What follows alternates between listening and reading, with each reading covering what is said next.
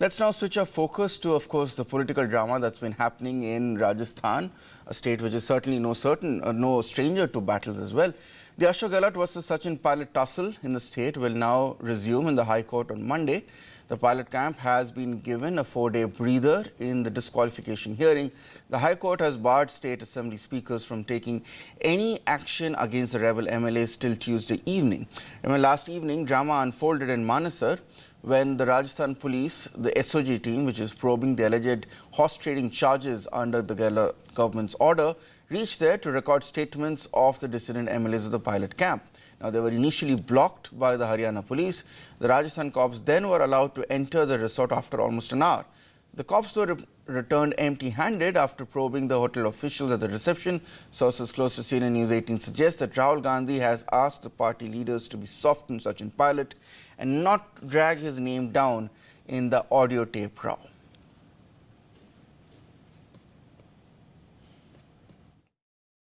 Always साहब और रोदगी साहब के आर्ग्यूमेंट्स आज के जो हैं पिटीशन के ऊपर कंक्लूड हो गए हैं और जो सिंघवी साहब हैं वो अभी आर्ग्यूमेंट उनके चालू हो गए डॉक्टर सिंघवी के he will continue the arguments on Monday at 10 AM bench जो है नॉर्मली कोर्ट 10:30 खुलती है लेकिन उस दिन 10 बजे मंडे को बेंच बैठेगी और सुनवाई करेगी बिल्कुल मंगलवार 5:30 बजे पहले तक कोई कार्रवाई नहीं होगी.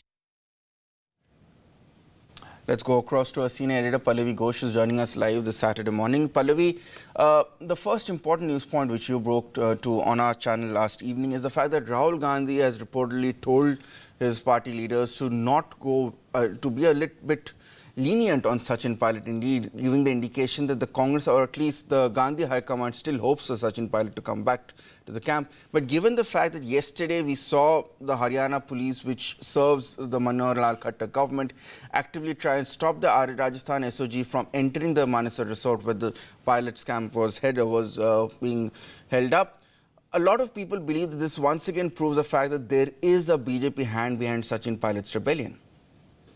Well, the Congress party certainly would want that perception to go out. I mean, and that's why they're talking about things like the audio tape recordings allegedly showing a kind of a deal taking place between Pilot supporters and the BJP union minister. The fact that the hotel also that they were staying in and is one where BJP would often keep the MLAs to guard them. Haryana police stand off with the Rajasthan police.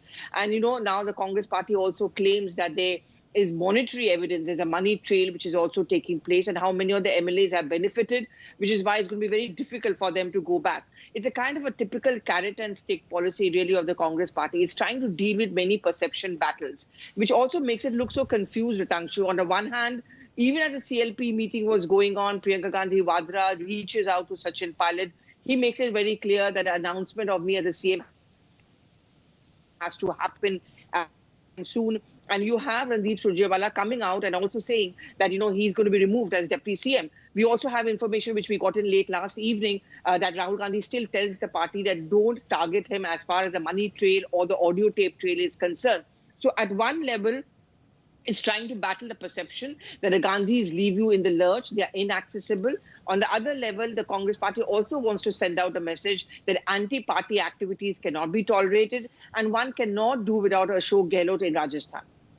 But once again, Pallavi, given the fact that Sachin Pilot's one consistent demand all through now is that he has to be made Chief Minister, which is quite impossible given how the party high command has already thrown its weight behind Ashok Gehlot.